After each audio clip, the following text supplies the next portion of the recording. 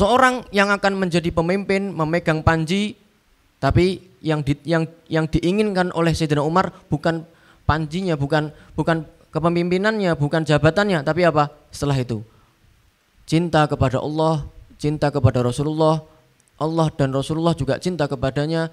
Allah akan memberikan kemenangan melalui perantara orang tersebut. Ini yang diinginkan oleh Sayyidina Umar. Aku tidak pernah menginginkan jabatan, tidak pernah menginginkan kepemimpinan, tidak pernah menginginkan kekuasaan, kecuali pada hari itu ketika Rasulullah bersabda. Sehingga apa yang dilakukan oleh Sayyidina Umar, ini bukan hanya Sayyidina Umar saja nih, semuanya, setiap dari mereka menginginkan, berharap bahwa dirinya yang dimaksud oleh Rasulullah SAW. Sehingga Sayyidina Umar itu fatasawartu laha raja'an uda'alaha. Keesokan harinya dikumpulkan seluruh sahabat, para sahabat Nabi Muhammad SAW dikumpulkan.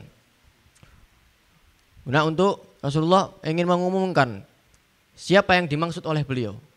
Jadi seorang yang mana akan memegang panji ini yang mencintai Allah dan mencintai Rasulullah SAW. Nah, Sayyidina Umar kemudian apa? Fatasawartu laha. Kemudian aku ini, kata Sayyidina Umar, ketika itu aku bersikap menunjukkan diriku seperti ini, mengangkat kepalaku ini. Raja'an ud'alaha, berharap bahwa Rasulullah itu memanggil namaku. Berharap bahwa Rasulullah memanggil namaku. Fada'a Rasulullah sallallahu alaihi wasallam Ali bin Abi Thalib. Nah, kemudian Rasulullah sallallahu alaihi wasallam memanggil. Di mana Ali? Di mana Ali bin Abi Thalib? Para sahabat melihat di sekitarnya tidak ada, sehingga ada salah satu sahabat mengatakan, ya Rasulullah, sungguhnya dia sedang sakit, matanya sedang sakit. Nah, Rasulullah kemudian memerintahkan sebagian sahabatnya untuk memanggil Sayyidina Ali. Setelah Sayyidina Ali bin Abi Thalib karramallahu wajha menghadap Rasulullah sallallahu alaihi wa alihi wasallam, di situ Rasulullah meludahi daripada kedua mata Sayyidina Ali bin Abi Thalib, karena ketika itu Sayyidina Ali sedang sakit mata, sakit mata. Nah, diludahi kedua mata beliau, sehingga seketika itu juga beliau sembuh.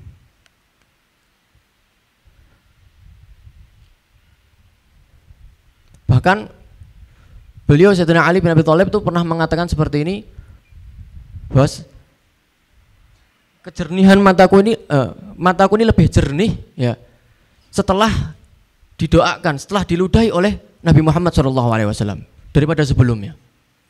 Lebih tajam matanya. Bukan hanya itu, karena ketika itu musim dingin.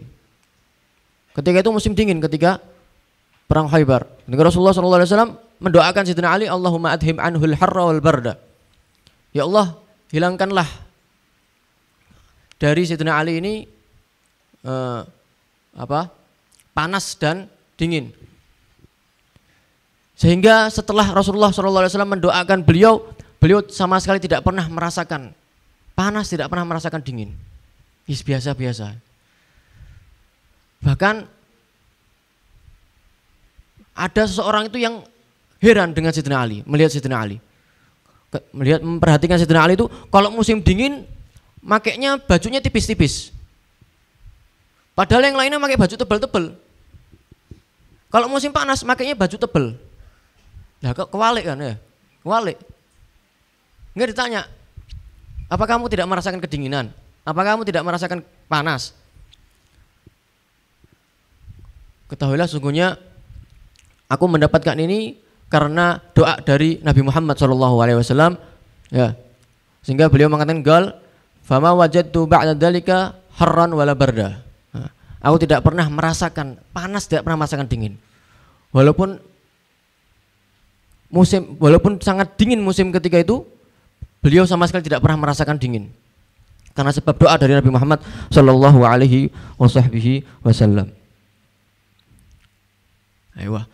Setelah beliau didoakan oleh Nabi Muhammad SAW, kemudian beliau mengumumkan bahwa sungguhnya yang akan memegang panji ini adalah Ali bin Abi Thalib karramallahu wajhah radhiyallahu taala anhu wa ardhah. Bergembiralah Sayyidina Ali bin Abi Thalib. Senang Sayyidina Ali. Kenapa? Bukan senang karena mendapatkan jabatan kepemimpinan, enggak, tapi karena dapat doa dari Nabi Muhammad SAW dan jaminan dari Nabi Muhammad SAW. Dicintai oleh Allah dan Rasulullah SAW. Itu yang sangat diharapkan, yang diinginkan oleh Sayyidina Ali, sehingga beliau bergembira.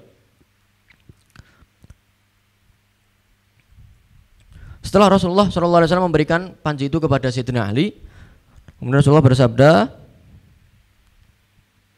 berjalanlah kamu hai Ali dan jangan menoleh, sampai Allah Subhanahu wa taala memberikan pertolongan melalui perantaramu.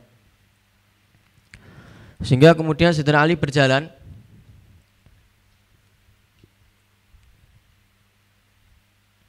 di tengah jalan Sayyidina Ali berhenti dan tidak menoleh, ya, karena perintah dari Nabi Muhammad SAW selalu berjalan tidak menoleh.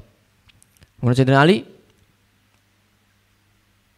berteriak dan mengatakan, ya Rasulullah, wahai Rasulullah, atas dasar apa aku memerangi manusia?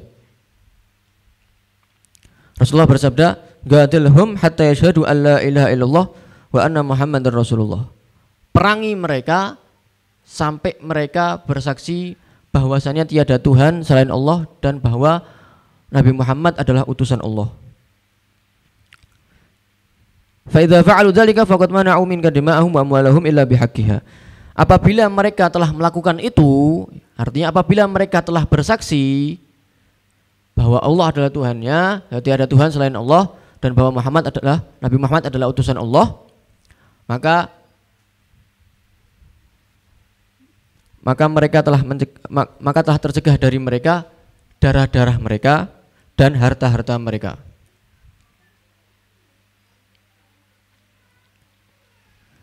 Illa bihaqqiha, kecuali dengan haknya. Ya. Yang mana sebelumnya darahnya itu menjadi halal untuk dibunuh, hartanya halal untuk diambil, tapi setelah bersaksi maka darah mereka sudah menjadi haram untuk dibunuh dan harta mereka sudah haram untuk diambil. Kecuali dengan haknya, artinya ketika mereka melakukan perbuatan kriminal, membunuh seorang setelah mereka bersaksi, kemudian mereka membunuh seseorang muslim, maka di situ darahnya menjadi halal bagi keluarga yang dibunuh untuk mengkisosnya, artinya. Ini maksud daripada bihaqqiha. Kecuali dengan haknya, yaitu setelah dirinya bersaksi bahwa tiada Tuhan selain Allah dan bahwa Nabi Muhammad adalah utusan Allah, maka darahnya haram untuk dibunuh kecuali karena haknya, kecuali kalau seandainya dia melakukan kriminal membunuh seseorang, maka darahnya menjadi halal untuk dibunuh bagi keluarganya yang ingin mengkisos. Wa hisabuhum 'ala Allah, dan yang menghisab mereka semuanya adalah Allah Subhanahu wa taala. Artinya apa? Tugas kalian adalah melaksanakan. Ya, adapun yang memberikan hidayah, yang menghisab mereka adalah Allah Subhanahu wa taala. Ya, adalah Allah Subhanahu wa taala. Bahkan Rasulullah di situ Allah Subhanahu wa taala menegur Rasulullah sallallahu alaihi wasallam, innaka la tahdi man ahbabta walakin Allah yahdi man yasha. Sungguhnya engkau wahai Muhammad tidak bisa memberikan petunjuk kepada siapapun, kepada orang yang engkau cintai. Akan tapi yang memberikan petunjuk, siapa yang memberikan hidayah? Allah Subhanahu wa taala.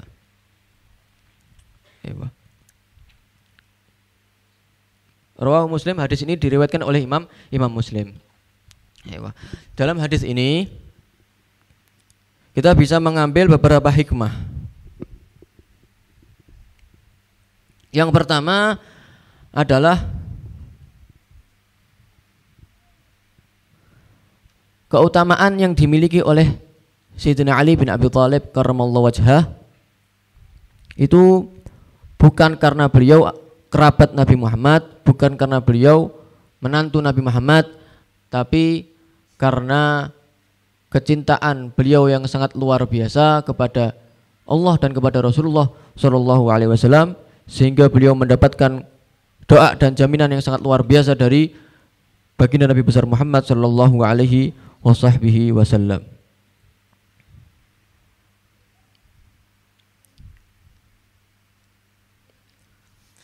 Yang kedua adalah di sini tawassul. Anjuran untuk tawassul.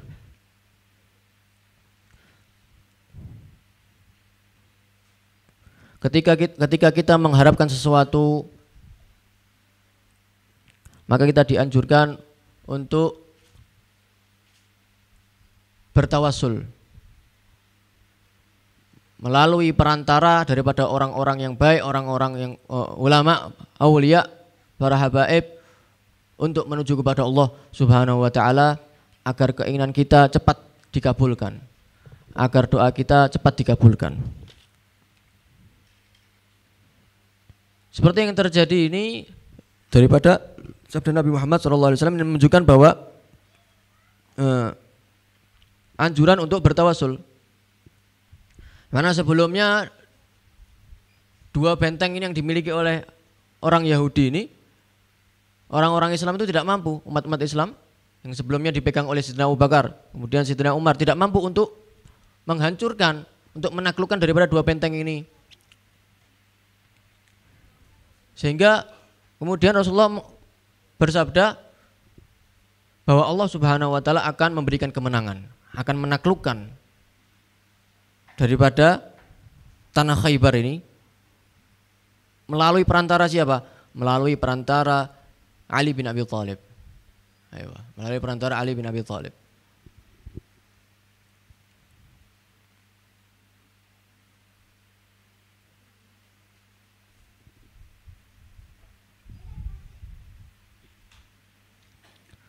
Ya, sama juga sebenarnya orang Yahudi sebelumnya juga bertawassul. Orang Yahudi sebelumnya, sebelum diutus Nabi Muhammad, mereka bertawassul. Disebutkan dalam surat Al-Baqarah, walamma ja'ahum kitabun min indillah musaddiqan lima ma'ahum wa kanu min qablu yastaftihuna 'ala alladziina kafaru falamma ja'ahum ma'arafu kafaru bih.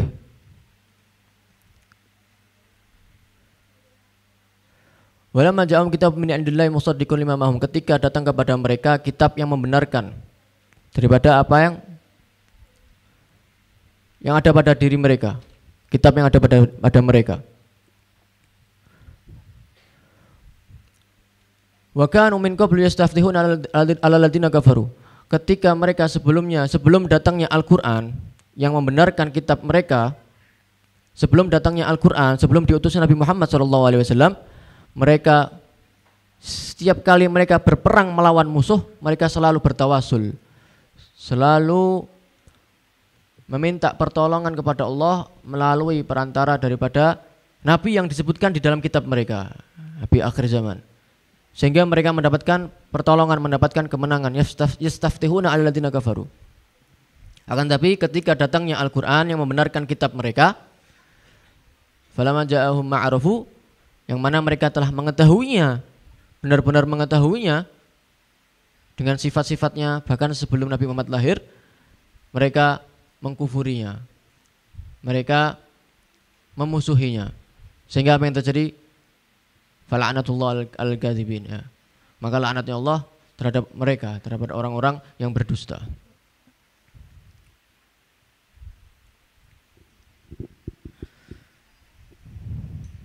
Yang ketiga,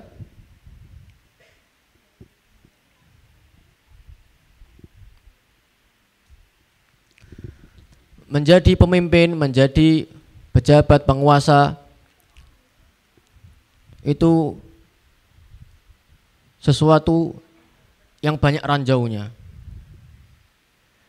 sehingga memerlukan sangat harus benar-benar harus berhati-hati ekstra, ya. Kalau tidak, bahaya, bisa jatuh ke ranjau itu dan membinasakan dirinya. Akan tetapi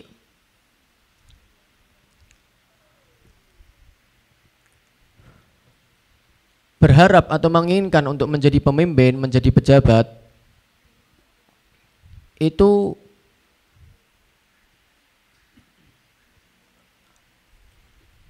baik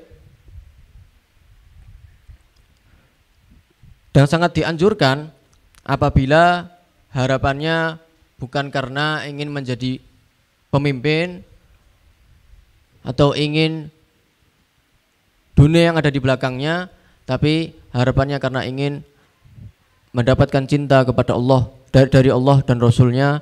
Dengan apa? Dengan memberikan daripada masyarakatnya sesuai dengan hak-haknya.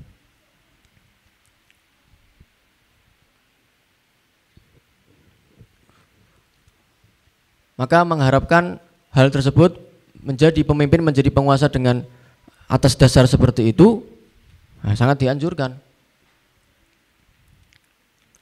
Akan tapi kembali lagi bahwa semua itu sangat berbahaya. Belum lagi dengan adanya banyak godaan dari setan dan hawa nafsu yang melekat pada tubuh kita. Nah, seperti yang dilakukan oleh Sayyidina Umar. Nah, beliau tidak menginginkan kepemimpinan, tidak menginginkan jabatan kekuasaan, tapi yang beliau inginkan adalah doa dari Nabi Muhammad, cinta kepada Allah dan Rasulnya.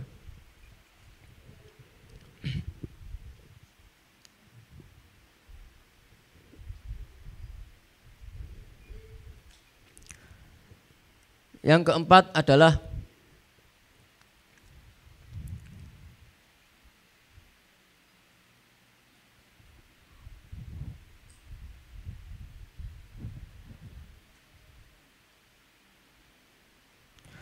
anjuran ghibthah. Ya, ada ghibthah, ada hasud. Ya. Seperti yang dilakukan oleh Sayyidina Umar. Ghibthah itu mengharapkan sesuatu nikmat dari seorang tanpa menginginkan nikmat dari seorang itu hilang. Itu ghibthah.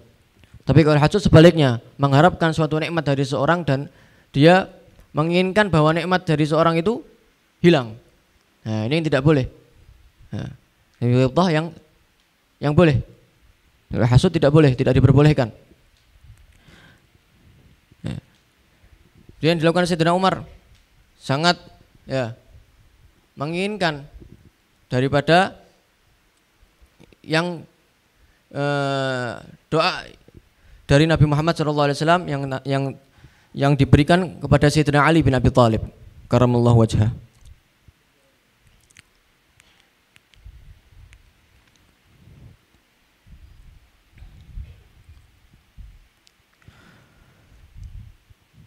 Yang kelima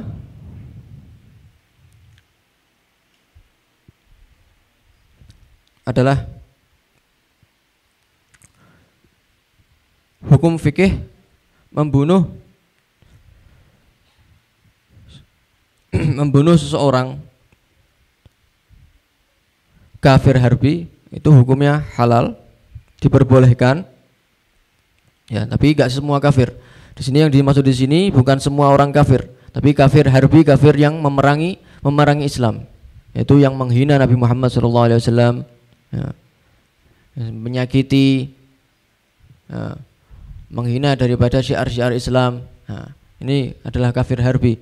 Yang mana yang dimaksud di dalam hadis sini, Rasulullah memerintahkan Sayyidina Ali, qatilhum, bunuhlah mereka sampai mereka bersaksi bahwa tiada Tuhan selain Allah dan bahwa Nabi Muhammad adalah utusan Allah. Tapi model kafir yang lainnya maka dilarang, seperti kafir dhimmi yang mana tinggal dalam satu negara Islam, membayar setiap bulannya, setiap tahunnya membayar pajak, atau kafir mu'amman yang mendapatkan keamanan dari orang Islam, masuk ke negara Islam mendapatkan keamanan dari orang tersebut, jaminan dari orang tersebut, dari orang Islam, maka ini dilarang untuk membunuhnya. Jadi hanya orang kafir harbi yang halal darahnya dan hartanya halal.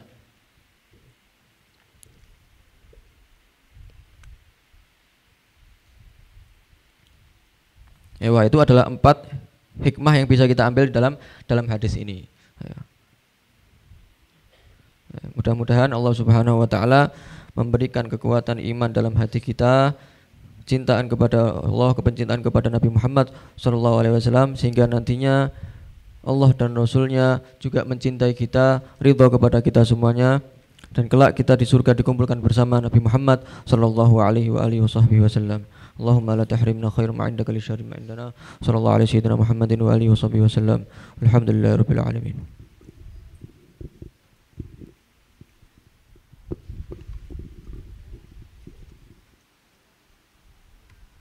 Bismillah, alhamdulillah, wassalatu wassalamu ala rasulillah Sayyidina Maulana Muhammad bin Abdullah wa ala alihi wa sahbihi wa mawalah wa la hawla wa la quwata illa billah.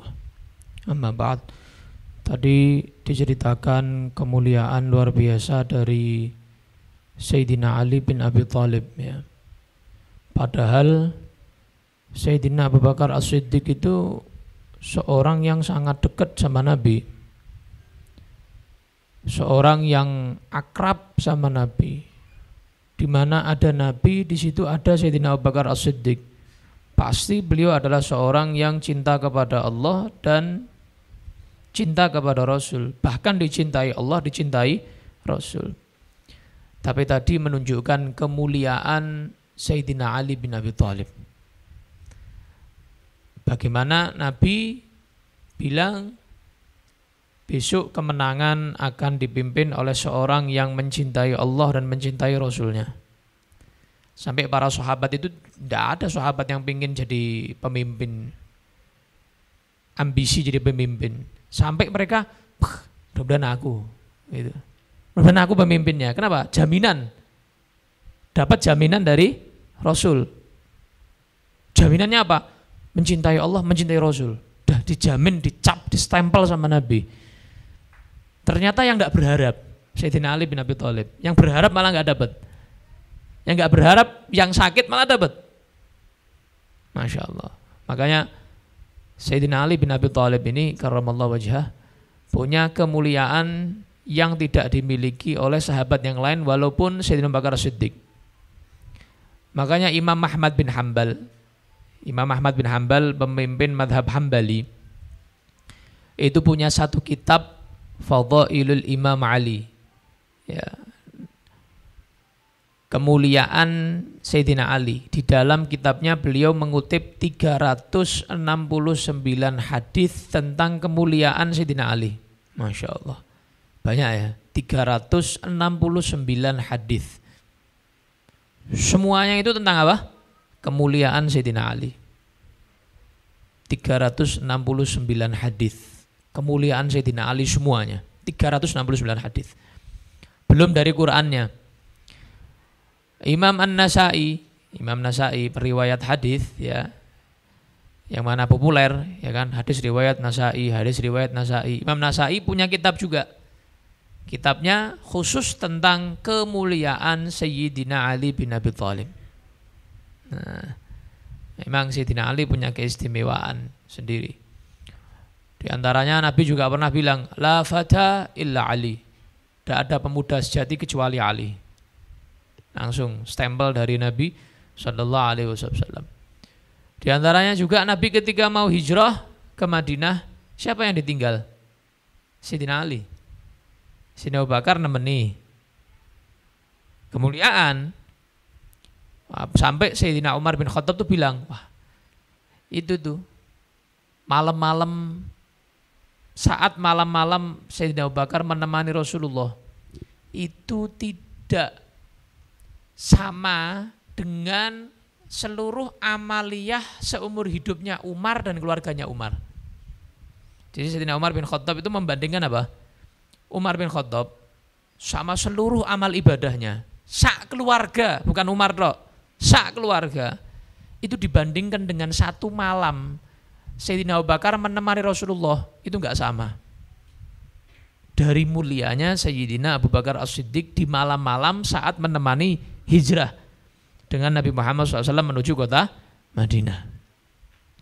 Tapi Sayyidina Ali bin Abi Thalib punya keutamaan yang lain, yang Sayyidina Abu Bakar enggak punya. Apa?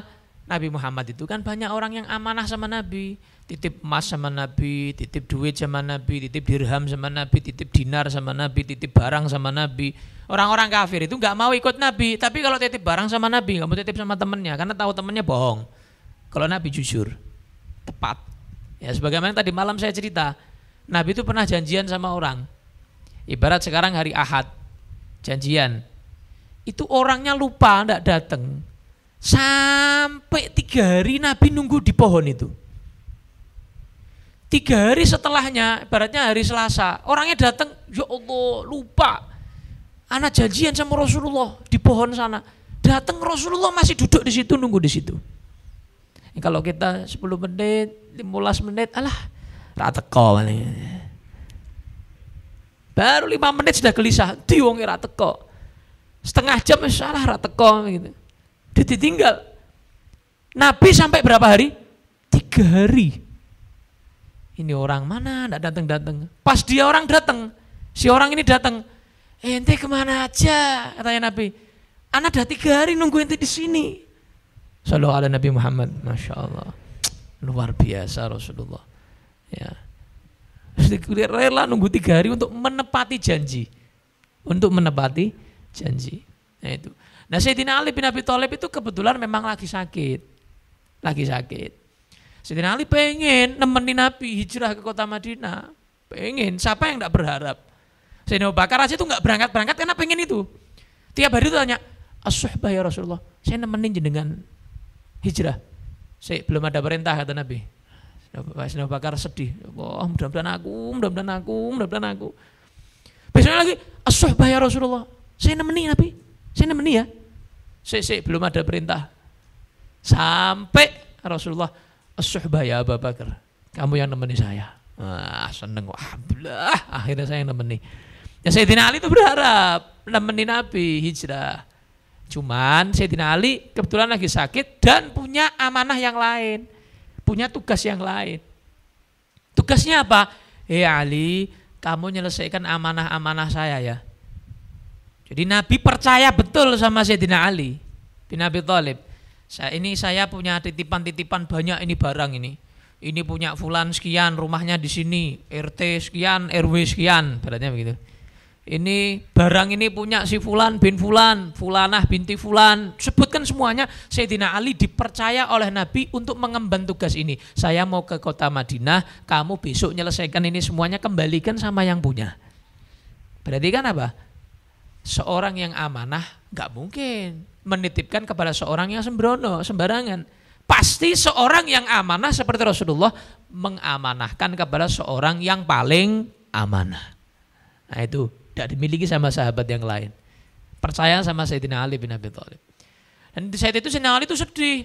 Nabi, masa saya ditinggal sama perempuan? Masa saya ditinggal sama anak kecil? Enggak ada lagi sudah.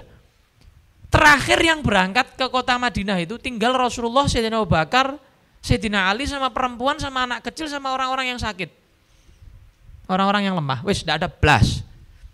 Kalau Rasulullah sama Sayyidina Abu Bakar berangkat, ya tinggal Sayyidina Ali tok, sama perempuan, sama orang sakit, sama orang lemah, sama anak kecil. Masa saya ditinggal Rasul? Saya ini bukan perempuan loh. Saya ini bukan anak kecil, pendekar kok.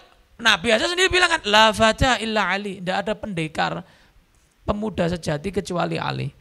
Masa saya ditinggal sama perempuan ini? Kata Nabi, ama tardha an takuna minni bimanzilati Musa wa Harun au kama qala. Ali, apa kamu enggak mau? Kamu sama saya ini kedudukannya kayak Musa sama Harun. Saat Nabi Musa mau meninggalkan kaumnya naik ke Gunung Tursina, ya enggak? Siapa yang dititipi kaumnya? Siapa yang dititipi? Nabi Harun. Ya kan? Sampai Nabi Musa ketika pulang dilihat umatnya enggak genah, ditarik jenggotnya Nabi Harun kan. Yang dititipi siapa? Nabi Harun. Kamu enggak pengen jadi Harun, saya jadi Musanya? Wah, langsung senang Sayyidina Ali. Mau, itu mau. Ada jaminan. Seperti Nabi Musa dan Nabi Harun. Kemuliaan loh ini. Nabi Musa, Nabi Harun, saudara. Saudara Nabi Musa sama Nabi Harun ini, dulur. Berarti apa? Ibaratnya kowe iki sedulurku padha. Ibaratnya begitu. Di kota Madinah, semua orang nyari teman. Kan Nabi kan mempersaudarakan antara sahabat Muhajirin dan Ansor. Persahabatkan semuanya. Nah, Sayyidina Ali pengen, mudah-mudahan Nabi megang saya. Nabi diem. Semuanya sudah pegangan tangan, dipersaudarakan sama Nabi. Tinggal Sayyidina Ali. Nabi pegang tangan Sayyidina Ali. Jadi Nabi mempersaudarakan dirinya dengan Ali bin Abi Thalib. Nah, punya kemuliaan sendiri-sendiri para sahabat itu. Nah, di antaranya Sayyidina Ali bin Abi Thalib. Sayyidina Umar bin Khattab itu ketika sakaratul maut, naza. Ketika mau meninggal, yang dicari siapa? Ali bin Abi Thalib. Nggak nyari lainnya. Nyari siapa? Sayyidina Ali bin Abi Thalib. Nyari Sayyidina Ali. Karena tahu kemuliaan Sayyidina Ali, kedudukan Sayyidina Ali di hadapan Nabi Muhammad sallallahu alaihi wa ala alihi wa sahbihi wasallam. Begitu para sahabat Nabi. Ya, begitu para sahabat Nabi. Kita sampai di surat Al-Buruj ayat ke-17. Setelah kemarin kita membahas tentang ayat fa'alul lima yurid.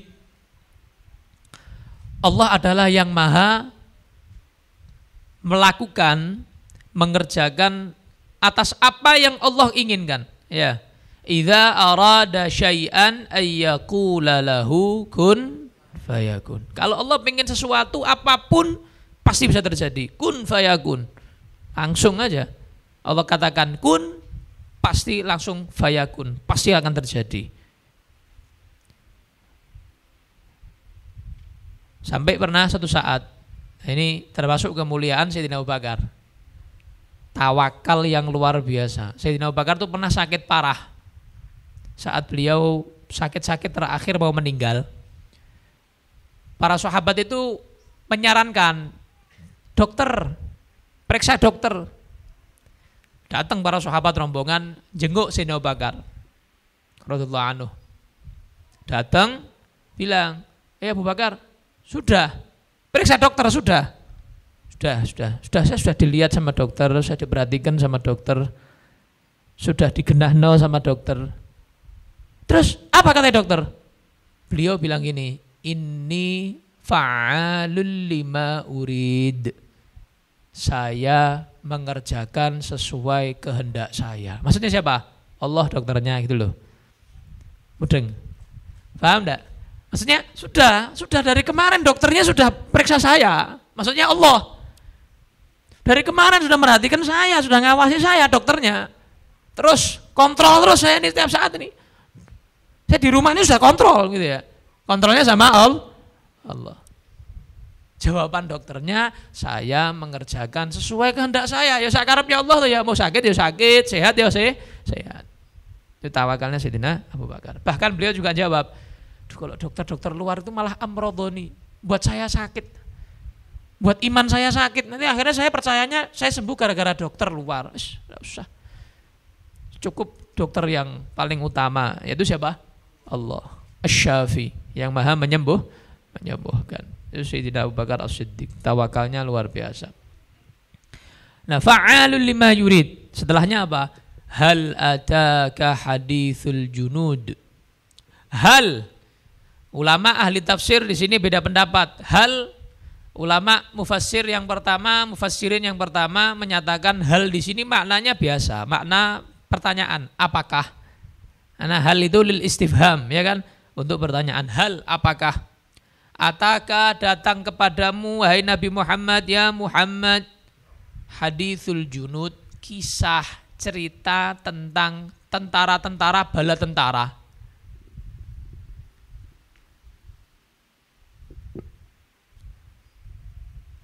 Itu makna yang pertama, pertanyaan. Apakah telah datang padamu wahai Nabi Muhammad cerita tentang bala-bala tentara itu yang diadab sama Allah? Itu menurut ahli tafsir yang pertama. Yang kedua, hal di sini maknanya seperti qad. Qad kalau masuk ke fi'il madhi litahqiq. Maknanya untuk menekankan, menyatakan, benar-benar, sungguh. Jadi hal ataka, kayak qad ataka, benar-benar telah datang kepadamu. Hadithul junud, cerita tentang bala tentara yang diadab sama Allah itu. Siapa para tentara itu? Fir'aun wa Tsamud. Fir'aun dan kaum Tsamud. Maksudnya siapa? Fir'aun dan pengikut Fir'aun dan juga Tsamud. Tsamud itu kaumnya siapa? Nabi Saleh. Nabi siapa? Saleh.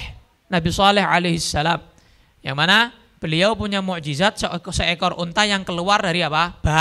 Batu. Yang mana unta itu dilarang untuk dibunuh, dimakan. Karena apa? Untanya dinikmati susunya. Jadi orang-orang itu 2 hari sekali merah susu. Kaum Tsamud ini. Wah, sak kampung, sak kota itu semua cukup satu unta. Karena gawedi untanya. Memang menggiurkan. Delok iki ketok sate, gulai, semua krengsengan itu bisa dimasak. Ya, kalau satu kambing kan mungkin 3 masakan, 4 masakan. Kalau kebanyakan masakan kan sedikit-sedikit dagingnya. Ini kalau untanya bau besar. Macam-macam masakan bisa dimasak. Tapi Allah nguji. Mereka punya satu sumur. Sumur ini sehari mereka boleh ngambil, sehari nggak boleh. Kenapa? Untanya sehari itu minum. Jadi sehari minum, sehari nggak minum, ngasih susu. Nah, diuji sama Allah ujian ini. Gantian ini loh, giliran sumur ini loh. Sehari unta, sehari menungso. Ya. Tapi mereka dapat susu, makanannya susu. Makanan pokoknya saat itu susu unta, mengenyangkan. Akhirnya sampai ada satu orang yang celaka, kata Nabi SAW, tidak ada manusia yang paling celaka kecuali 2. Ini manusia yang paling celaka. Yang pertama adalah aqirun naqah, pembunuh unta Nabi Soleh, yang menyembelih, yang bunuh unta Nabi Soleh. Yang kedua adalah qatilu Ali, yang membunuh Ali bin Abi Thalib.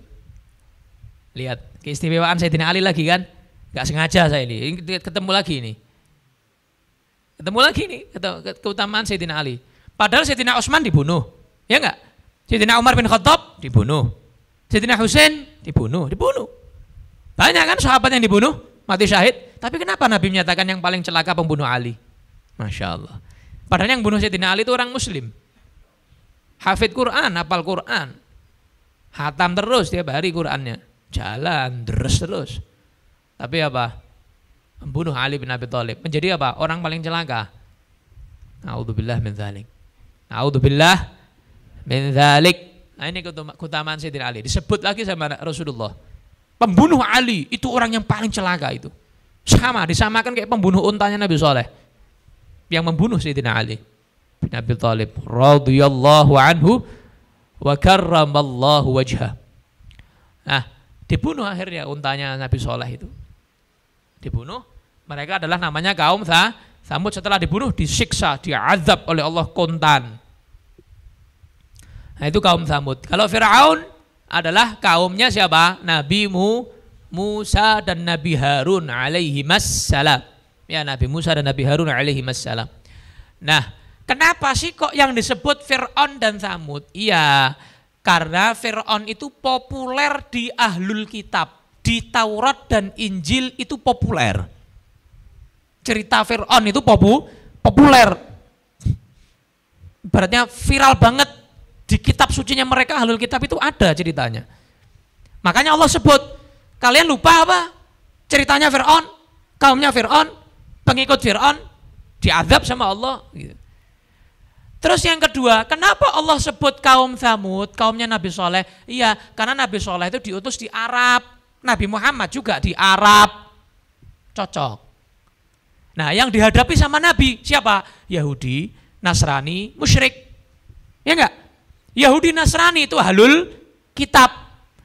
Musyrik itu orang Arab. Pas. Contohnya Fir'aun, supaya Yahudi, Nasrani mudeng, faham, enggak perlu diceritakan lagi panjang lebar, panjang kali lebar, enggak perlu. Kenapa? Di kitab mereka sudah diceritakan, ada. Kemudian orang musyrik gak perlu ceritakan lagi. Kaum Tsamud itu azabnya seperti apa? Kenapa? Dari nenek moyang mereka sudah kisah seperti kisah rakyat itu loh, cerita rakyat itu loh. Sudah mudeng apa? Kaum Tsamud dulu itu seperti apa? Membangkang kepada Nabi Saleh. Makanya Allah mencontohkan 2 ini. Tidak ada dalam Al-Quran yang Allah menyebutkan begitu aja, gak ada hikmahnya, gak ada. Pasti ada hikmahnya. Nah, kenapa Allah menyebut dua ini mewakili seluruh kaum yang diazab? Karena tadi Fir'aun populer di ahlul kitab, Samud populer di orang Arab. Badal minal junud wastaghna bidzikri Fir'aun an atba'ih wa hadithihim annahum uhliku bikufrihim wa hadha tanbihun liman kafara bin nabi sallallahu alaihi wasallam wal Qur'an liyatta'idhu. Nah, jadi bala tentara yang dimaksud Allah tadi junud itu adalah siapa? Fir'aun dan Samud, itu yang dimaksud ya. Jadi yang dimaksud adalah bukan Fir'aunnya tok, tapi juga kaumnya Fir'aun, pengikutnya Fir'aun. Bahwa mereka semua pengikut Fir'aun dan kaum Samud dibinasakan oleh Allah, diazab oleh Allah karena mereka mengkufuri nabinya. Maka ini juga peringatan bagi mereka dari Allah bahwa kalian juga bisa loh dibinasakan sama Allah seperti kaum Fir'aun atau kaum Samud. Tapi ya namanya orang tidak dapat hidayah dari Allah. Balil ladzina kafaru fi takdzib. Bal kata Allah akan tetapi alladzina orang-orang kafaru yang kafir, mereka orang-orang kafir yang dihadapi sama Nabi itu, yang didakwai sama Nabi, fi takdzib, masih dalam mendustakan. Masih mendustakan, masih diceritakan sudah populer, masih diceritakan lagi dalam Al-Quran, misik aja tetap kafir. Tetap bima dzukira, dengan apa yang telah disebutkan oleh Nabi, oleh Allah, tetap Quran gak percaya, Rasulullah Muhammad SAW gak percaya. Padahal orang-orang Yahudi itu nunggu-nunggu Nabi loh. Bisa kita lihat dalam sejarah, orang-orang Yahudi itu sebelum Nabi Muhammad lahir, itu orang-orang Yahudi paling nunggu Nabi. Sampai mereka tuh orang Yahudi kalau mau perang tuh ngancem musuhnya. Delon ya. Nanti kalau sudah muncul itu Nabi yang akhir zaman itu, kami akan beriman kepadanya, tak tekno kabeh. Nanti kami akan minta sama Nabi kami yang akhir zaman itu nurunkan azab seperti nurunkan azab kepada Samud, kepada Fir'aun, kepada kaum Ad, kepada kaum Iram. Tapi ketika Nabi Muhammad SAW muncul, loh kok bukan bangsa Yahudi, kok bukan Bani Israel. Oh ya wes rak sido, wassalam. Gak jadi mereka beriman kepada Nabi Muhammad. Kenapa? Bukan dari sukunya sendiri. Tapi jadi wes rak sido. Mereka dulu ngiming-ngiming kapan munculnya ini, kapan munculnya ini Muhammad ini. Ahmad ini kapan munculnya? Lah kok ternyata orang Arab. Orang mana? Arab, ya sudah rak sido. Jadi kalau sekarang ada orang yang benci sama Arab, ya benci sama Nabi Muhammad. Ya orang Yahudi ya benci ya sama Arab, ya kan? Berarti ada orang yang benci Arab berarti anti Yahudi, ya. Na'udzubillah min dzalik. Tenang aja, Allah ngasih tahu sama Nabi Muhammad, wallahu min waraihim muhit. Wallahu dan Allah min waraihim, dari belakang mereka, muhit, meliputi mereka, mengawasi mereka. La asima lahum minhu, tidak ada yang melindungi mereka siapapun. Karena pelindung itu siapa? Allah. Ibarat begini, Allah dalam ayat ini menyebutkan, ibarat mereka di dalam masjid ini misalnya, sudah dikepung sama polisi. Mau kemana ente? Ente ke sana ada polisi, ke sana ada polisi, ke sana ada polisi. Ini mulai lewat jendela belakang sudah ada polisi. Ini mulai lewat sebelah sini muter ada polisi. Dikepung sudah. Nah Allah menyebutkan wallahu min waraihim muhit. Allah sudah mengepung mereka. Ibarat begini, digenggam gini. Ibarat mereka macam-macam ngene tok. Hancur wis. Ya, habis sudah. Habis sudah. Paham tum? Nah, tidak ada. Mereka sudah tidak dapat lagi penolong. Siapa yang penolong selain Allah? Enggak ada. Tidak bisa sudah. Bal huwa. Nah, Allah kembali kepada pembahasan Al-Quran. Bal huwa. Bal akan tetapi huwa Qur'anum Majid, itu adalah Al-Quran yang mulia, yang agung, azim, yang agung. Itu adalah Al-Quran yang mulia, yang agung. Makanya seperti kisah yang di Fiqh Sirah yang saya ceritakan, ada seorang yang bernama Khabbab. Khabbab ini adalah seorang yang ahli bahasa, ya kan? Kemarin kan saya ceritakan itu. Ahli bahasa, ahli syair. Wah, pokoknya bahasa Arab itu dia menguasai. Dia pinter adu argumentasi, tidak pernah kalah dia. Tapi dia ini bilang sama kaumnya, menurut kalian gimana kalau saya ngajak ngomong Nabi, ngajak ngomong Muhammad? Dia orang kafir, ngajak ngomong Muhammad. Wah, tidak apa-apa, senang mereka. Ya jangan debaton. Menurut mereka Nabi kalah di debat sama Khabbab. Nah, Khabbab datang ke Nabi Muhammad SAW. Muhammad, saya tak ngomong, kamu jangan ngomong dulu. Cik tak rampung kesik aku ngomong, terus nggak kesik. Ya. Ngomong panjang lebar. Kemarin saya tak ceritakan kan, panjang lebar. Selesai, ya toh. Terus Nabi bilang, ini tak jawab, tapi dia jangan ngomong. Rungokke sampai rampung. Ya, dengarkan sampai selesai. Nabi membaca Al-Quran. Nabi baca Al-Quran, dibaca oleh Nabi SAW sampai tentang azab. Wis rada merinding ya nih. Khabbab. Waduh. Hop Muhammad, wis. Rampung. Takut saya, wis. Saya enggak bakal ganggu kamu lagi, janji saya. Saya enggak bakal ganggu kamu lagi. Wis, saya enggak bakal ngeritik kamu lagi. Pulang, udah ditunggu sama orang-orang kafir Quraisy. Mudah-mudahan menang gitu ya. Sampai di kaumnya, kok wajahnya beda. Ya. Wajahnya sudah berbeda. Pertamanya semangat, wis loyo itu. Kenapa Khabbab? Wis. Tak iso. Angel. Tidak bisa. Itu bukan Muhammad yang ngomong itu. Itu bukan syair itu. Itu bukan sajak itu. Saya tahu betul syair itu kayak apa, kalian ya tahu syair itu kayak apa, bukan syair itu. Jadi kalau kalian katakan Muhammad itu penyair, bukan. Saya yakin, bukan. Kalian katakan Muhammad itu tukang sajak, bukan. Itu bukan sajak itu. Ini ahlinya loh ini, ahlinya. Semua sepakat. Waduh, kena sihir Muhammad ini. Wes, ente kena sihirnya Muhammad, Khabbab, wes.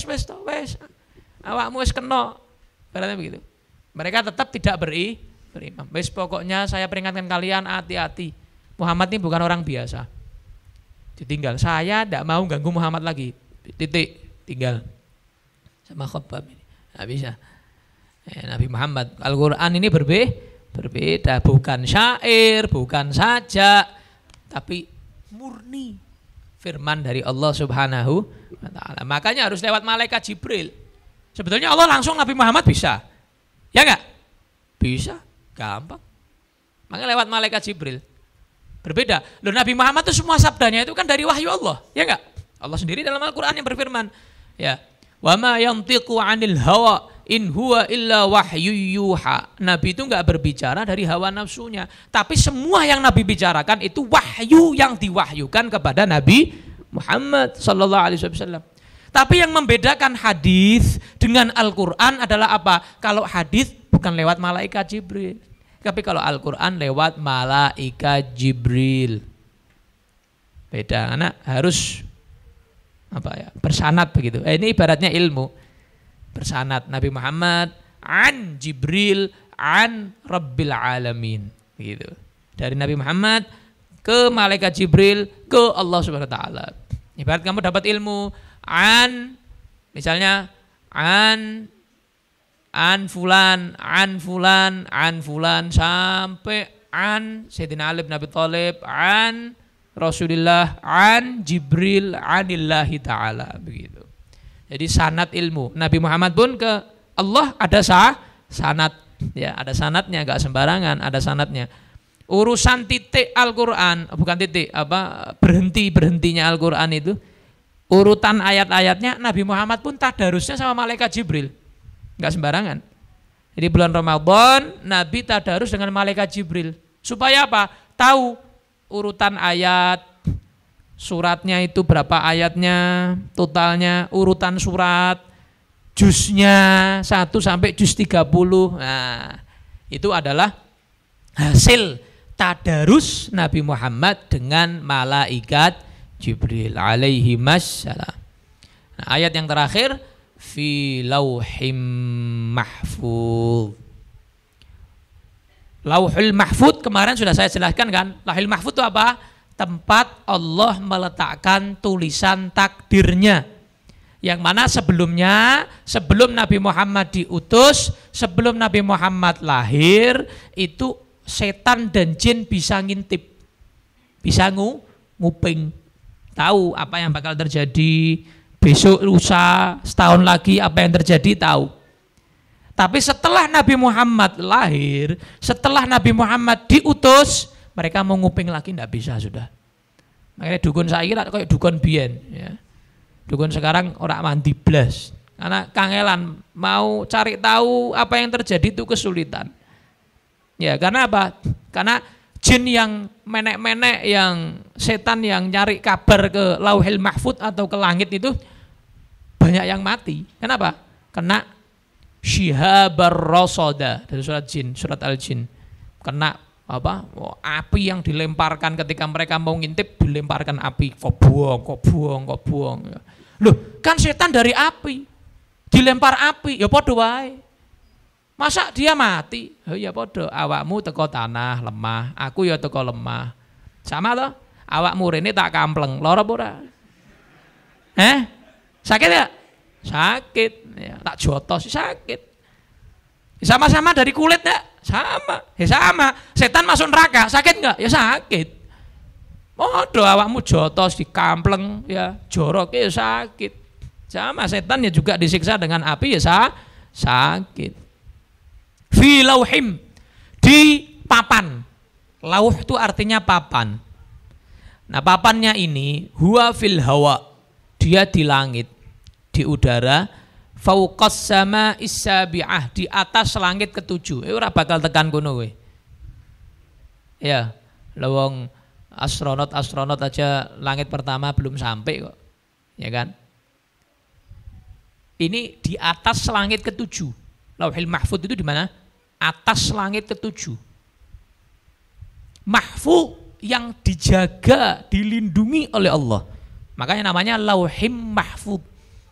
Lauh itu papan, mahfuz yang dijaga, dilindungi. Bu iling-iling ya. Lauhim Mahfuz itu maknanya itu. Iling-ilingan.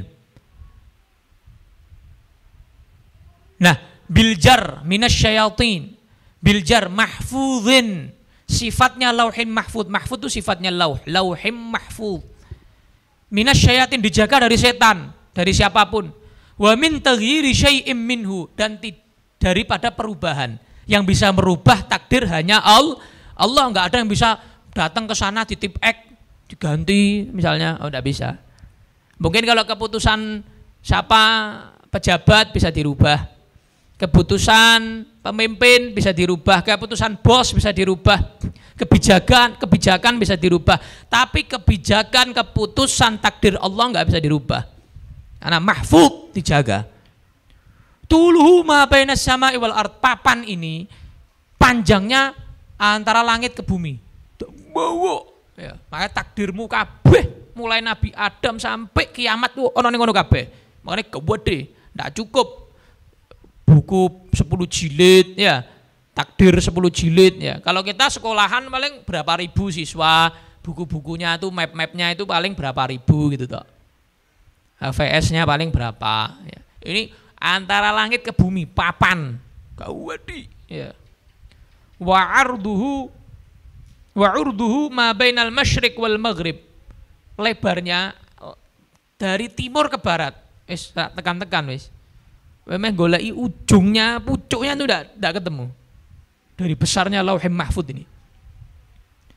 Wa huwa min durrah bayda. Papan ini bukan kok papan kuwi lho, alah kayu lah, masa Allah dari papan kayu gitu takdirnya. Bukan, terbuat dari mutiara, permata, batu mulia surga. Warnanya putih gemerlapan. Qala Ibnu Abbas radhiyallahu anhuma, yang menyatakan ini adalah siapa?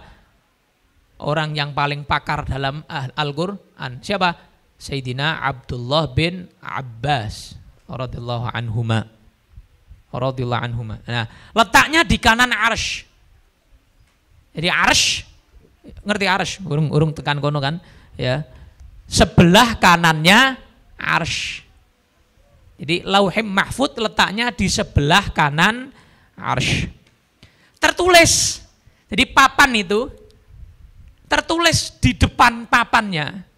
Jadi sebelum masuk ke takdir Sodrun, Jumadi, Mariati, ya, Solikin dan lain-lain, itu tertulis di depannya, La ilaha illallah wahdah, tiada Tuhan selain Allah, Maha Esa Allah. Dinuhul Islam, agama Allah mulai Nabi Adam sampai kiamat ya cuma Islam. Wa Muhammadun abduhu wa rasuluh, Muhammad adalah hambanya dan utusannya. Nabi Adam tidak ada namanya, Nabi Isa tidak ada namanya, Nabi Musa tidak ada namanya. Namanya Nabi Muhammad tok di Lauhul Mahfud itu. Faman amana billah, maka barang siapa yang beriman kepada Allah, wa saddaqa biwa'dih, dan percaya terhadap janji Allah, wattaba'a rusulah, dan mengikuti rasul-rasulnya, adkhalahu jannatah, maka akan dimasukkan ke dalam surganya. Tertulis begitu di Lauhim Mahfud. Tulisannya dari cahaya. Ora teko emas. Emas akeh ning donya. Kitab tulisan emas masih banyak. Tulisannya dari cahaya. Wis iso nulis kok cahaya, angel. Ya kan enggak bisa. Ini tulisannya dari cahaya. Tulisan takdir itu dari cahaya. Tapi setip ya ora mempan. Tip X juga enggak mempan. Nah, itu adalah surat Al-Buruj. Berikutnya insyaallah yang akan datang kita masuk ke surat Al-Mutaffifin. Wailul lil mutaffifin. Insyaallah akan kita bahas di pertemuan yang akan datang. Wallahu a'lam bishawab. Nanti yang punya pertanyaan ditulis di kertas ya, bawa ke depan.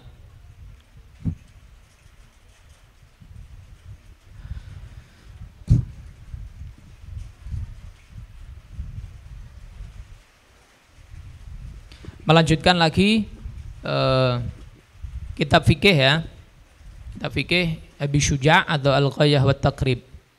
Berikutnya adalah setelah penulis kitab mengucapkan basmalah, maka beliau meniru Al-Quran. Setelah Al-Quran itu diawali dengan basmalah, kemudian apa?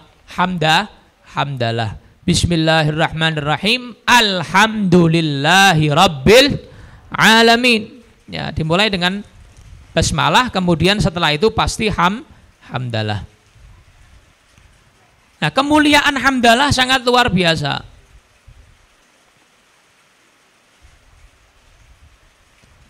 Hamdalah itu julukannya adalah penutup setiap doa. Apa? Penutup setiap doa. Jadi kamu kalau mulai doa diawali dengan hamdalah, menutup doa juga diakhiri dengan hamdalah. Sama kayak sholawat. Makanya para habaib mengajarkan kalau doa apa? Alhamdulillah rabbil alamin, Allahumma shalli wa sallim ala sayyidina Muhammadin. Alhamdulillah rabbil alamin dulu. Ditutup juga begitu. Wa sallallahu ala sayyidina Muhammadin wa ala alihi wasallam walhamdulillahi rabbil alamin. Pasti tengah-tengahnya qabul doanya.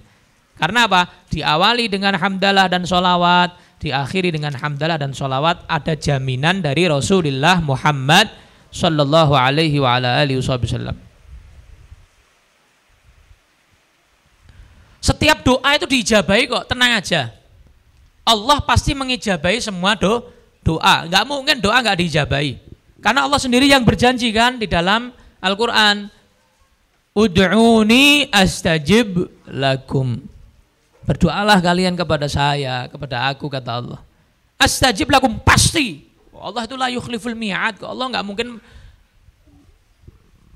tidak menepati janji. Allah itu pasti menepati janji. Beda sama kita. Allah pasti menepati janji. Ente minta tambah banyak, ente minta sama Allah tambah seneng Allah. Kalau kita tambah banyak orang minta sama kita, tambah gak seneng. Kalau Allah tambah ente banyak minta sama Allah, tambah banyak, tambah seneng Allah. Makanya dalam kitab Jawharatut Tauhid, Al-Imam Al-Laqani beliau berkata, wa indana anna ad-du'a yanfa'u kama minal Qur'ani wa'dan yusma'u. Menurut kita Ahlussunnah wal Jamaah, akidah kita Ahlussunnah wal Jamaah, Asy'ariyah ataupun Maturidiyah, apa menyatakan apa? Doa itu semua bermanfaat, enggak ada doa enggak bermanfaat. Doa semua apa? Diijabahi sama Allah Subhanahu wa taala. Sudah Al-Qur'an, soalnya janji Al-Qur'an. Cuman sebagaimana yang pernah saya sampaikan, Allah itu mengijabahi doa caranya macam-macam. Ada 3 macamnya. Yang pertama, diijabahi persis sesuai permintaan ente. Ente minta 100 juta, dikasih 100 juta. Ini persis. Karena menurut Allah yang terbaik kamu memang dapat 100 juta. Ini yang pertama. Yang kedua adalah diberikan apa? Tidak diberikan 100 juta itu. Malah rak dikai. Diijabahinya dengan cara enggak dikasih. Kenapa? Karena Allah tahu kalau ente dikasih 100 juta, ente jadi orang yang tidak bersyukur. Malah ente jauh dari Allah. Daripada ente jauh dari Allah, lebih baik ente seperti ini enggak punya 100 juta, malah dekat sama Allah, minta terus sama Allah. Gitu. Ini jenis pengkabulan doa, pengijabahan doa yang kedua. Makanya jangan suudzon sama Allah. Kadang-kadang begini. Misal di Lauhul Mahfuz tertulis Sodrun kecelakaan. Habisnya operasi 50 juta. Kecuali kalau dia di pagi hari itu sedekah 5.000, maka enggak jadi kecelakaan. Tertulisnya begitu. Di Lauhul Mahfuz tadi itu. Sodrun berangkat kerja pagi. Kelihatan ada orang minta-minta. Ada orang minta-minta, dia ada 5.000 dikeluarkan. Seret. Pulang rumah, dia merasa, ya Allah, aku kuis lembur, tapi kok 5.000-nya enggak 3 kali lipat. Malah habis ya, push gitu habis. Dia enggak tahu. Padahal di Lauhul Mahfuz itu tertulis apa? Dia selamat dari kecelakaan sing bakal entek 50 juta. Rak sidong ngetoke duit 50 juta. Itu termasuk keuntungan enggak itu? Itu keuntungan tuh ya. Ya untung banget tuh. Daripada dia 3 kali lipat 15.000 kecelakaan loh. Ya kan? 3 kali lipatnya 5.000 berapa? 15.000 tok. Terus kecelakaan. Wah, ya ora cucuk, kan begitu. Cucuan mana? 5.000-nya ndak dibalik 3 kali lipat, tapi kecelakaannya selamat. Nah, kadang itu manusia ndak tekan, ndak tutuk loh. Ndak tekan ke situ tuh ndak sampai. Ya karena akal kita itu cetek. Akal kita apa? Dangkal, nggak sampai ke sana untuk rahasia-rahasia Allah Subhanahu wa taala. Makanya pasrah aja sudah. Wa may yatawakkal 'ala Allahi fahuwa hasbuh. Siapa yang tawakal pasrah sama Allah, cukup Allah. Cukup. Enggak butuh ente lebih dari Allah, enggak butuh. Cukup Allah. Ente kalau manusia butuh, ente butuh dokter, pasti ente butuh yang lain. Butuh kan? Butuh yang nemeni ente, butuh istri, butuh suami, butuh anak, butuh pembantu, butuh pelayan, butuh murid, butuh guru, butuh. Kalau manusia itu butuh, banyak butuhnya. Tapi kalau Allah enggak butuh apa-apa. Lam yalid wa lam yulad wa lam yakul lahu kufuwan ahad. Nah, ada sudah. Cukup fahuwa hasbuh. Hasbunallah wa ni'mal wakil. Makanya sering saya sampaikan ketika Nabi Ibrahim dilempar oleh Namrud masuk ke dalam kobaran api, pertengahan jalan Nabi Ibrahim didatangi siapa? Malaikat Jibril. Malaikat siapa? Jibril. Malaikat Jibril itu kasihan sama Nabi Ibrahim, ya Allah, ini mau masuk ke dalam api. Entek. Malaikat Jibril enggak tahu, entek ini sudah habis ini, kobong. Terbakar Nabi Ibrahim. Minta izin sama Allah, ya Allah, ya Rabb, saya izin ya, saya mau nolong Nabi Ibrahim. Boleh enggak? Ya silakan datangi Ibrahim. Allah pengen ngetes, pengen tahu Ibrahim itu sebesar mana imannya, sebesar mana tawakalnya sama Allah. didatangi sama malaikat Jibril. Di pertengahan dioncal gitu, tuing, ya kan? Pertengahan jalan itu loh, ibarat ketapel, pelinteng, ya. Pertengahan ini belum sampai tujuan, masih Nabi Ibrahim masih melayang di udara. Malaikat Jibril datang, jadi slow motion, ya. Ibarat apa? Didatangi malaikat Jibril. Saya bilang, Nabi Ibrahim, alaka hajah, punya keperluan gak sama saya? Mau tak bantu gak? Nabi Ibrahim, ammalaka, kalau sama kamu saya tidak punya keperluan. Saya cukup sama Allah. Ini mau di depan mata api loh ini. Masih bisa bilang sama malaikat. Ya kalau sama ente tidak butuh tidak apa-apa. Sama kita manusia biasa. Ini malaikat. Pasti kan dapat izin dari Allah, nggak mungkin malaikat itu. La ya'sunallaha ma amarahum wa yaf'aluna ma yu'marun. Nggak mungkin malaikat itu meleset dari perintah Allah. Ayo, kalau sama ente saya tidak butuh. Jika no malaikat Jibril begitu kan. Kalau ente kan mungkin, iya bantu nih aku Jibril, bantu nih. Kalau kita mungkin begitu. Ini enggak. Kalau sama kamu saya enggak butuh. Saya cukup sama Allah kok. Nah, Allah lihat, oh imannya luar biasa. Tawakalnya luar biasa, pasrahnya. Sama Jibril aja enggak butuh. Butuhnya sama Allah, tok tril. Sama Allah tok wis. Maka Allah berfirman kepada api, ya naru kuni bardaw wa salaman ala Ibrahim. Api, jadilah dingin dan menyejukkan, menyelamatkan kepada Ibrahim. Masya Allah. Setelah lihat iman dan tawakalnya. Makanya gak mungkin kamu dapat kemenangan kalau gak ada pengorbanan. Gak mungkin. Nabi Ibrahim begitu, Nabi Muhammad begitu, Nabi Isa begitu, Nabi Musa begitu, semua begitu. Pasti. Justru kamu kalau dapat kesusahan, kamu lagi susah, berat, cobaan, yakin di balik itu pasti ada kesenangan. Kenapa? Lu contohnya akeh, loh. Bukan ente tok yang begitu itu, bukan kamu tok, contohnya banyak. Para nabi ya begitu, setelah itu kemenangan kok. Nabi setelah diusir dari Mekah ke Madinah, setelah itu baru ada Fathu Makkah, pembebasan kota Mekah. Begitu. Coba Nabi nggak diusir, ya enggak ada Fathu Makkah kan begitu.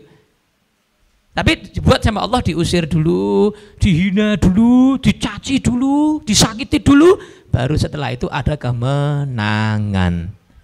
Nabi Ayub begitu, sakit, anaknya mati, ya.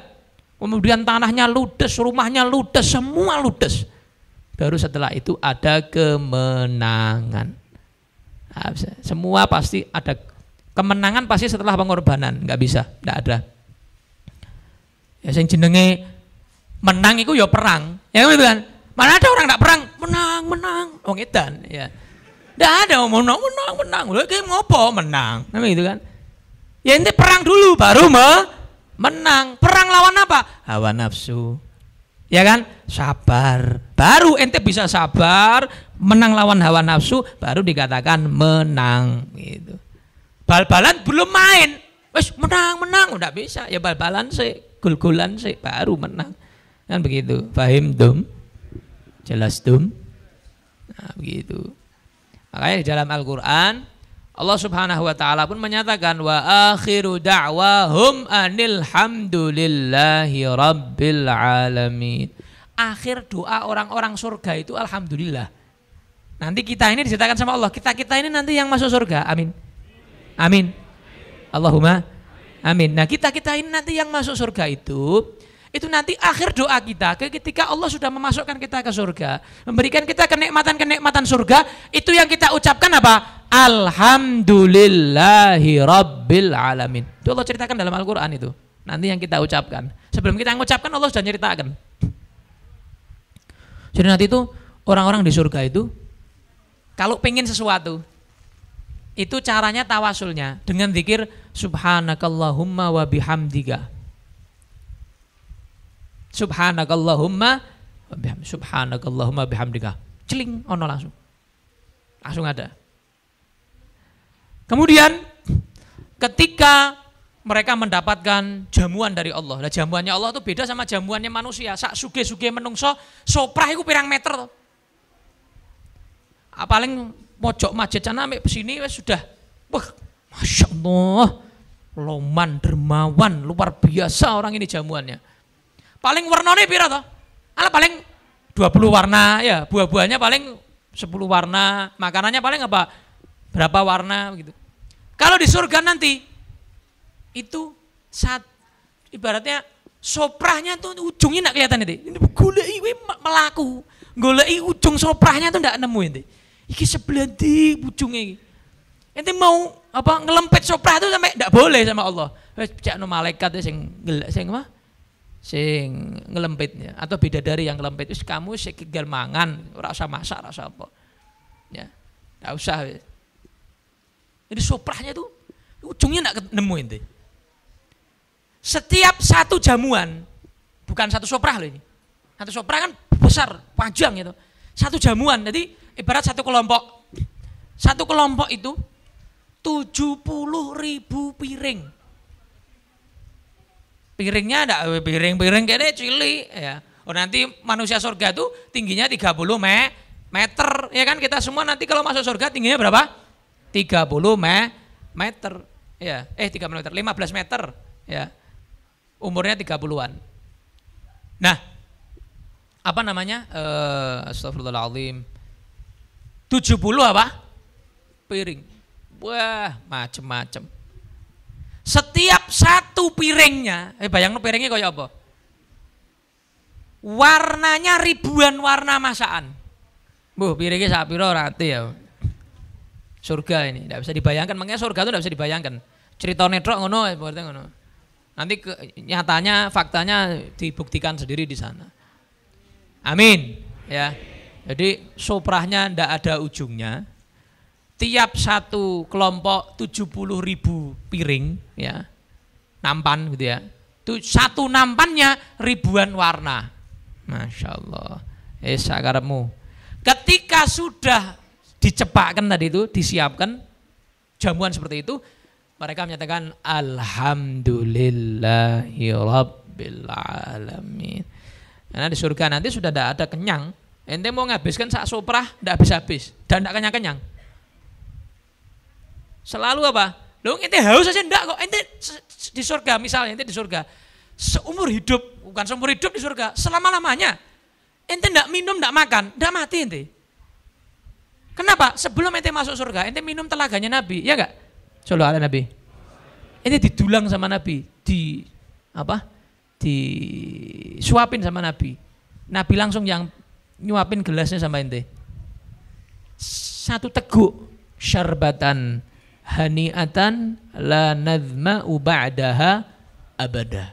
Satu tegukan ente minum, yang ente minum dari Nabi Muhammad itu, ente setelah minum itu tidak bakal haus selama-lamanya ente hidup di surga. Ente mau minum sakarepmu, tidak minum ya tidak mati. Makan sakarepmu, banyak-banyaknya sakarep, tidak makan ya tidak mati. Tetap ya kenyang, ya tidak haus, ya tidak lapar, tetap biasa, sehat walafiat. Allahumma amin. Nah, jadi begitu surga itu. Nah, itu tentang hamdalah. Insyaallah yang akan datang kita akan lanjut lagi perkataan atau kalam musannif selanjutnya. Wallahu a'lam bishawab.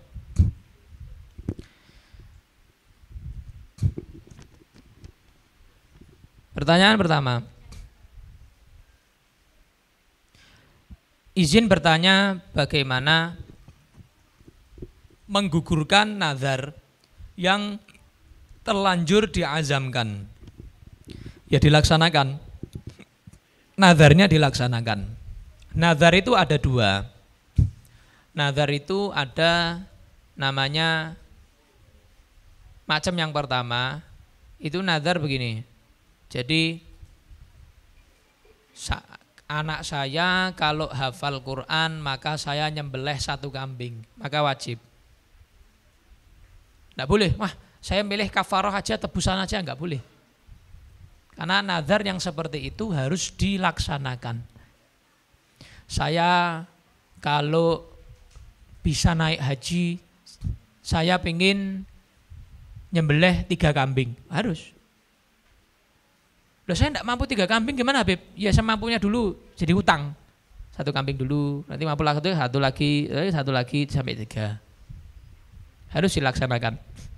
Kalau saya sembuh dari penyakit saya mau menjamu di madros dengan gulai misalnya atau sate, ya, wajib. Ya kamu harus jamu sate di madros itu. Saat kamu sembuh, itu nadar. Jenis yang pertama. Jenis yang kedua begini. Saya bersumpah, ya, saya ndak mau ngomong sama Sodron seumur hidup, misalnya. Kalau ndak saya nanti nyembelih 1 kambing, misalnya begitu. Kalau saya ngomong sama Sodron, saya nyembelih 1 kambing. Pas ngamuk dia nadar begitu. Nah maka ini boleh 2 pilihan. Boleh dia nyembelih 1 kambing, boleh dia mengcancel nadarnya tapi dengan membayar tebusan atau istilah fikihnya apa? Kafarah. Puasa 3 hari. Ya, puasa berapa? 3 hari.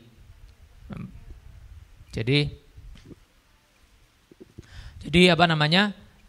Macam-macam nadar itu ya dibahas panjang lebar di dalam kitab fikih.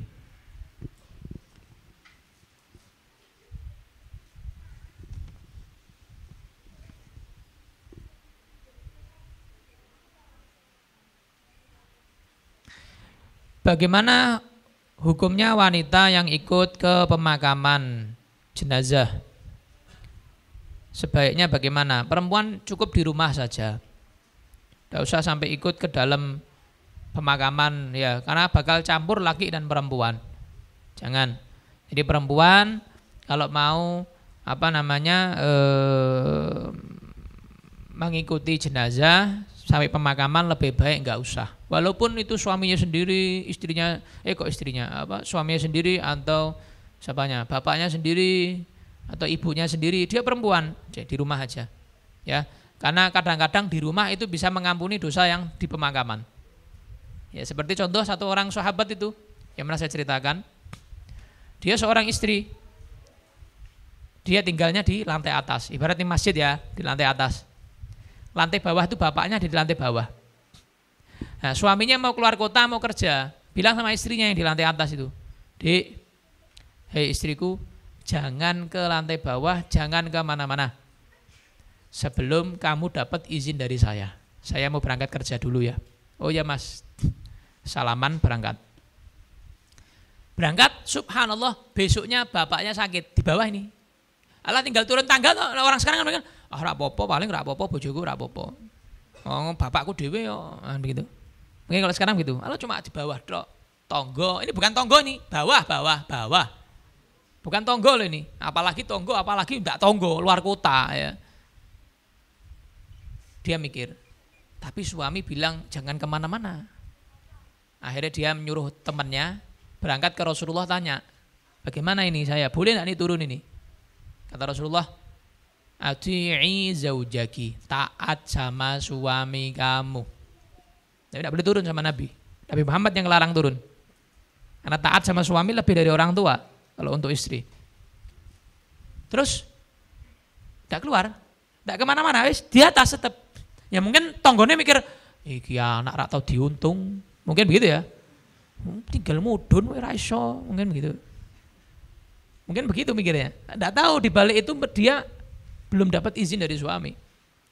Suaminya juga nggak tahu kalau mertuanya sakit, bakalnya sakit kan nggak tahu. Sampai meninggal. Meninggal ini di bawah ini rombongan masyarakat ini ngelayat ini. Dia sendiri di atas. Nyuruh temannya lagi, tanya sama Rasul, "Is mati bapakku. Sudah meninggal, gimana nih, masa saya tidak lihat jenazah bapak saya terakhir kali. Mau dimakamkan ini sudah." Tanya sama Nabi, jawaban Nabi sama, "Ati'i zaujaki", taat sama suami. Jangan kemana-mana. Ya wes, dekem di atas sudah.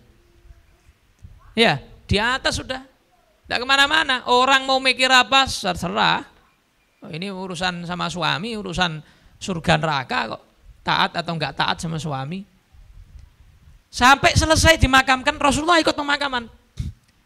Rasulullah bilang sama orang, diutus ke rumahnya itu, bilang sama si perempuan itu, si istri itu, orang tua kamu sekarang tenang, diampuni seluruh dosanya berkat taatnya kamu sama suami kamu. Masya Allah. Dekem neng omah tapi menyebabkan apa? Yang dimakamkan diampuni dosanya. Jadi terkadang itu kita nggak tahu. Allah mengampuni dosa lewat apa nggak tahu.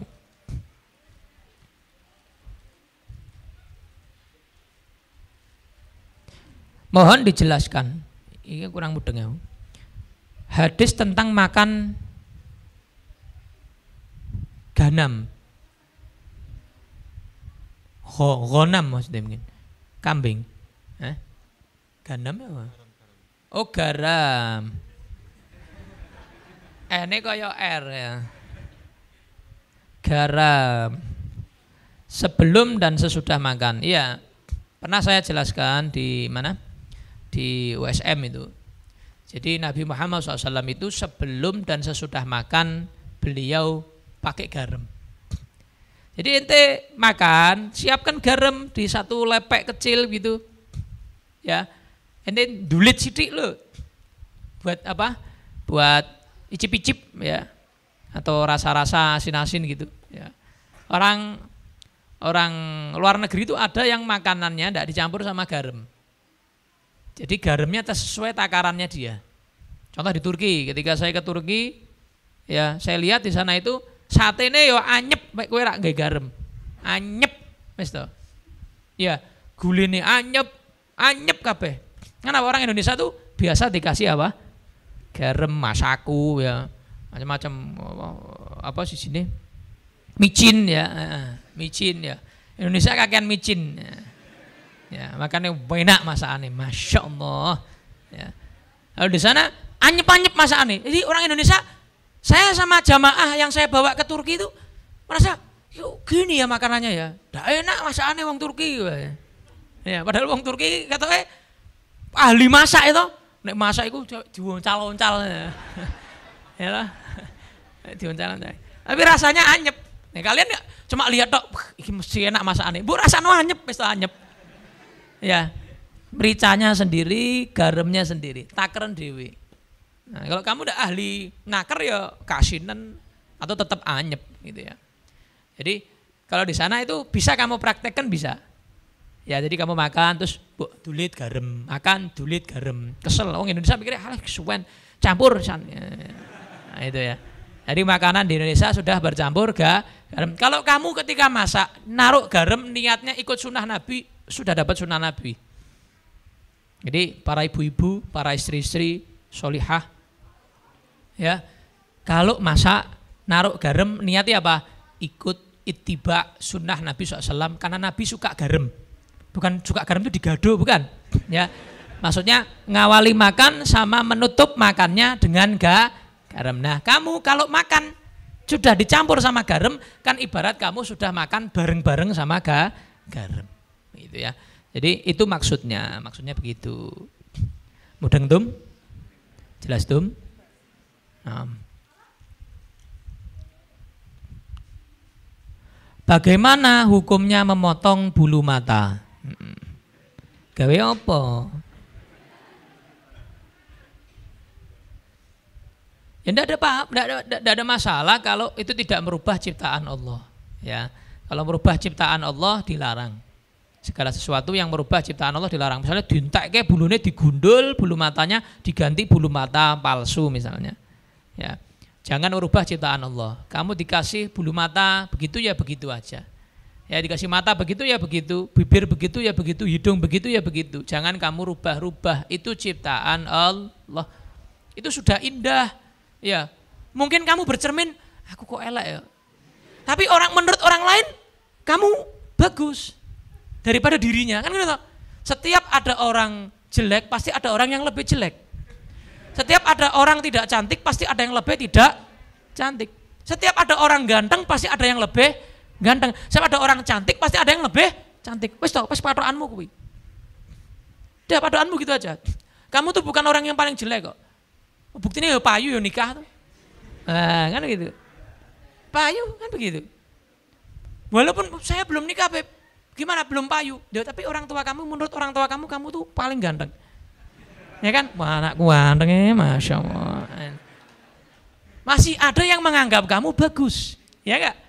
Ya, apalagi Allah, itu ciptaannya Allah kok. Mana ada kamu gambar, terus kamu, wah elek. Nah, masih, wah lumayan ya, rodok lumayan aku gambarnya, kan begitu. Padahal menurut orang lain, kan begitu ya. Nah tapi kamu masih, lumayan, kan gitu. Padahal jelek. Jadi apa ya?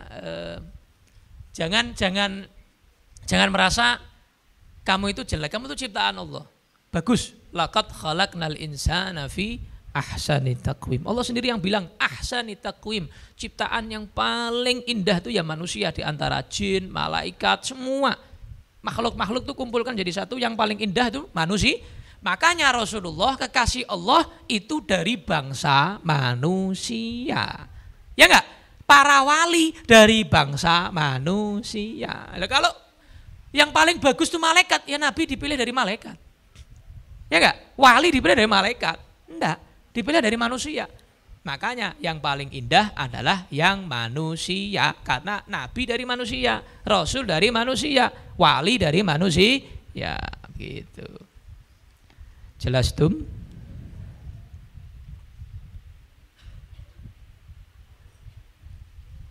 Ini pertanyaannya sebolak balik, berarti rak nyatet dong. Amalan apa yang bisa mendapatkan jodoh soleh dan solehah? Bulan baleni terus. Ya tak kayak ya.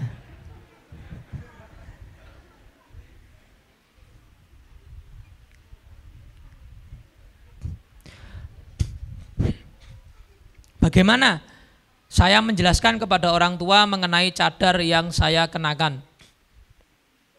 Orang tua memandang bahwa cadar itu radikal, teroris, karena orang tua masih awam tentang agama. Begini aja, istrinya Habib Muhammad cadaran, istrinya Habib Syekh cadaran, gitu. Habib Syekh sholawat, Habib Syekh Solo cadaran, ya.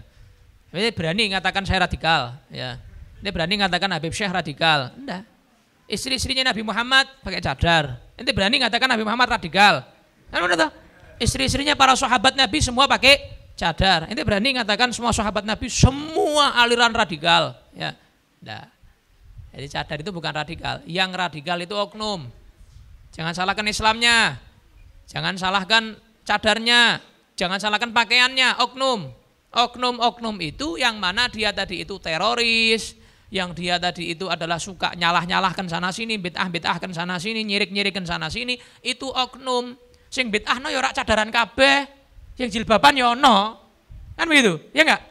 Sing kerudungnya sampai 5 meter ono, oknum-oknum banyak, ya oknum-oknum. Jadi jangan salahkan Islamnya, pakaiannya, syariatnya karena oknum, jangan salah ente.